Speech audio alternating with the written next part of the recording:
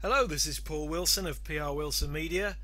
A very warm welcome to this, the third lesson in the Twitter Basics series. This is all about orientating, navigating your way around the Twitter dashboards. So let's log on with the username account that we created in lesson 1. In our case, the Grantham Santa Fun Run. Let's look back to where we left off, if you like. We added a website address this time here, and I'll just show you. That's now in the profile. We click on that,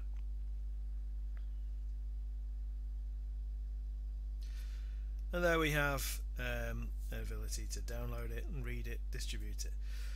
So that's great. If we go back to the tweets that have been sent so far, we have one tweet, and that was the retweet we did, which we favorited. Remember that as well. Favorited, if I click on my list of favorites, you'll see that one entry, and again they will all scroll down. It's easier to show you that once that's a fully populated thing. But what we need to do, we've retweeted that. I said we would save the tweet till later, so let's undo the retweet for now. So now it says tweet 0. Back to 0. It's time to look at the other menu options. So we have these three across the top. At Connect. At Connect is when anyone mentions you by name in your group, or even not necessarily someone who you're directly following. If you happen to see that Paul Wilson follows you is one type of interaction. Again, that once it's populated, you see somebody has messaged you, somebody mentioned you, etc. It's clear now that what we need to do is find some people to develop our network with. So the next option on the menu, Discover, is perfect for that purpose. So what's happening right now, tailored for you in the right hand side? It's just a snapshot based on the people you selected to follow. Remember, we followed about 10 people on the outset, and there are also people who are connected with the people we follow on our network. It's just a recommendation. In a similar way, there's an option here, who to follow. They basically, Twitter and its various programs looks at who you're already following and suggests other people who may be relevant. So we selected 5 news accounts. So there's Telegraph Finance there, editor of the Daily Telegraph, Alistair Campbell, etc, etc. So what you can do is use that to build up your network. That's great in terms of people that you want to read from, hear their updates from, but what you generally find is these aren't necessarily the people that are likely to follow you back. Pretty much pick one at random, but Alistair Campbell, look at the following he's got, far greater than the number of people he follows back. Now, to get a bit of confidence and a bit of a network going, it's quite important to get quite a few people that will follow you back. So the first thing you should look at to do that, to develop that, is the idea of a list. You need to organize your followers into groupings that you understand. So let's do that. Let's look at creating a list. The first thing we need to look at is click on Me, which is the profile option. And here we have all of those options we've seen already, favorites, but lists we haven't looked at. Let's create our first list.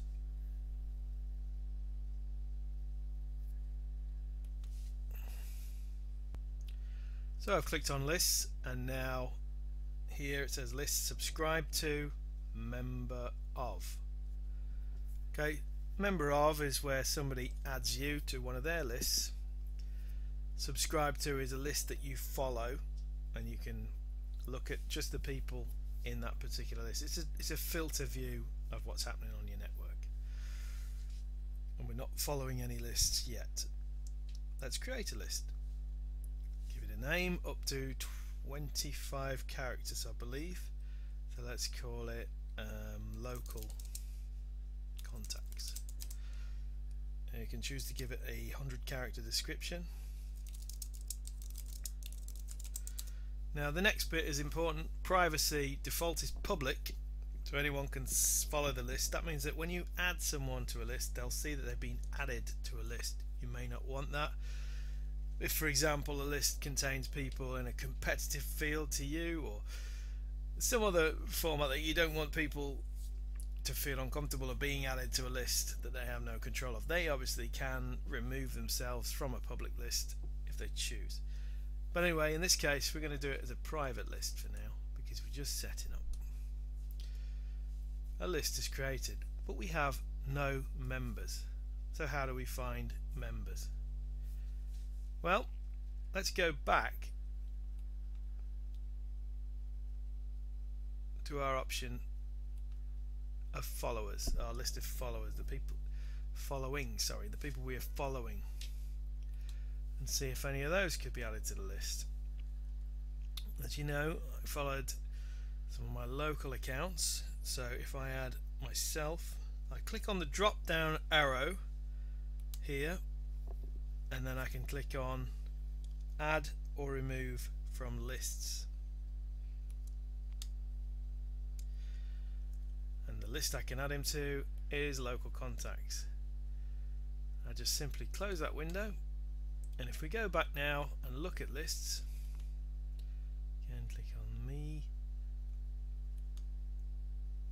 we'll see that there is now one member of the list.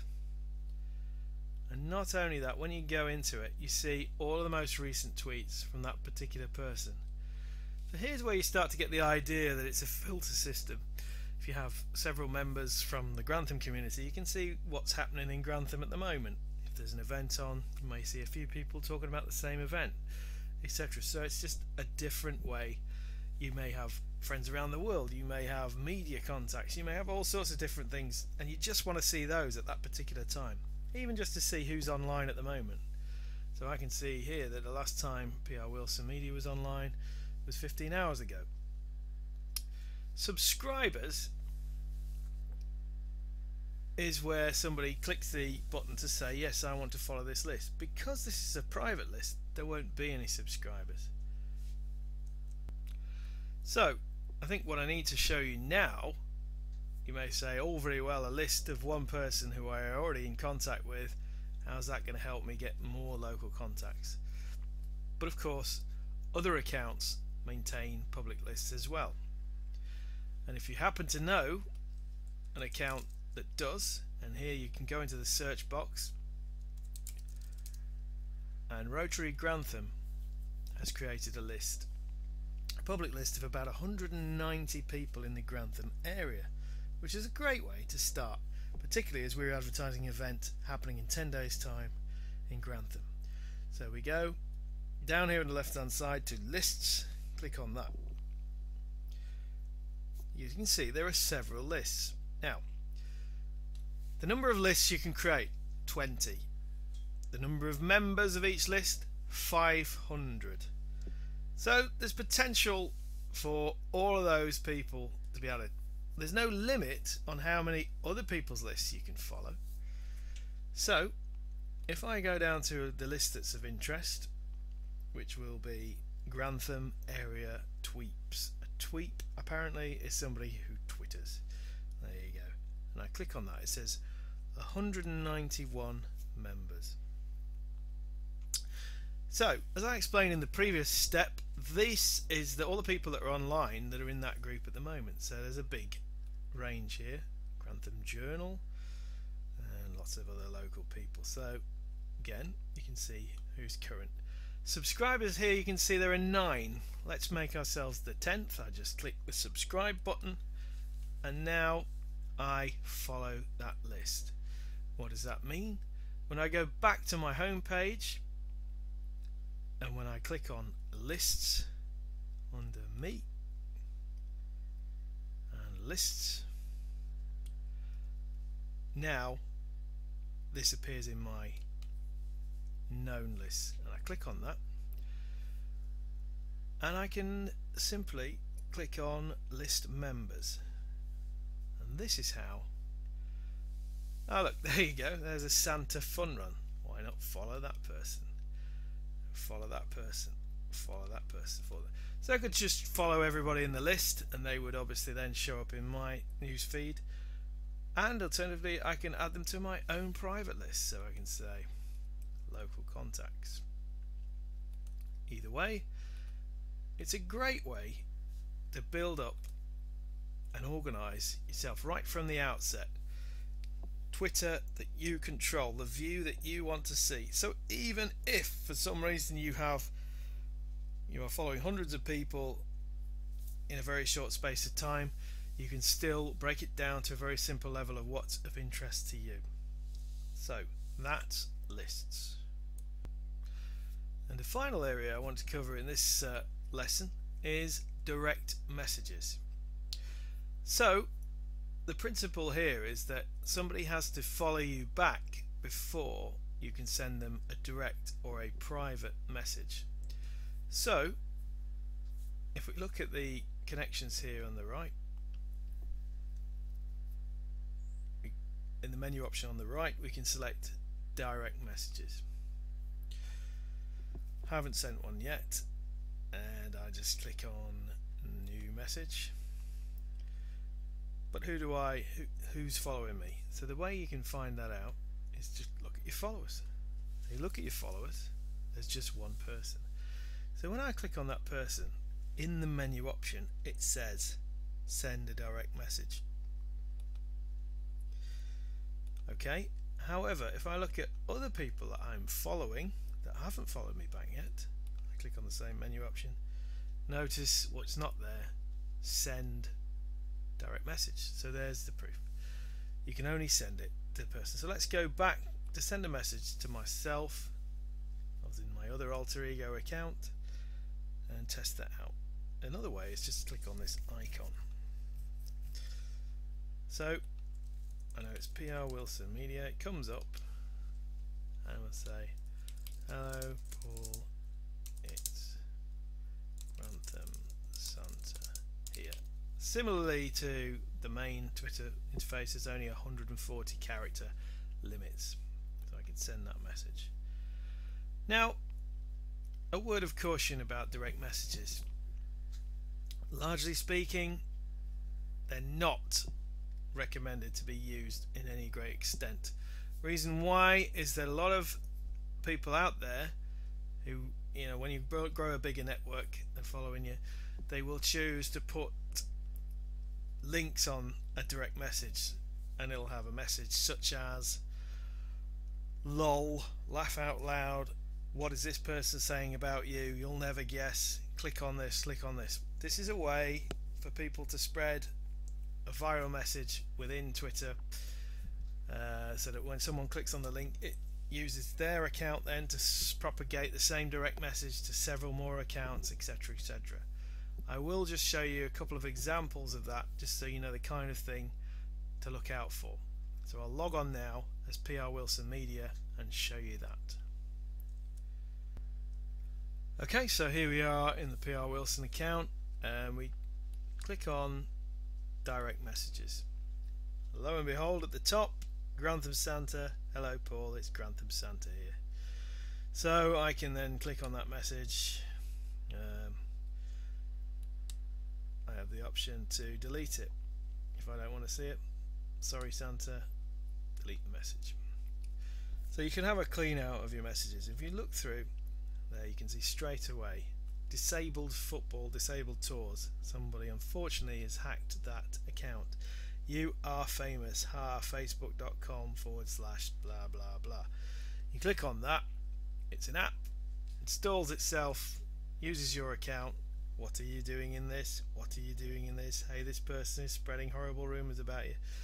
So mixed in amongst that are other messages that actually are relevant. So for example, there's one from Grantham Youth Football League.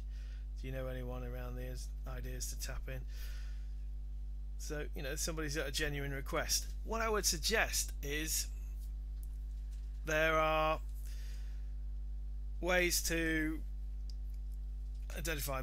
If they haven't got a link, that's fine. If they have, don't click on the link. That's the simplest advice. So that's direct messages. Quite handy. You don't know when the person's going to be online next. So if you send them a direct message, you know you'll probably see it. The downside is they probably won't check that frequently because of these problems with viruses. So it's another way to communicate, and hopefully that's given you a good overview of the whole Twitter dashboard.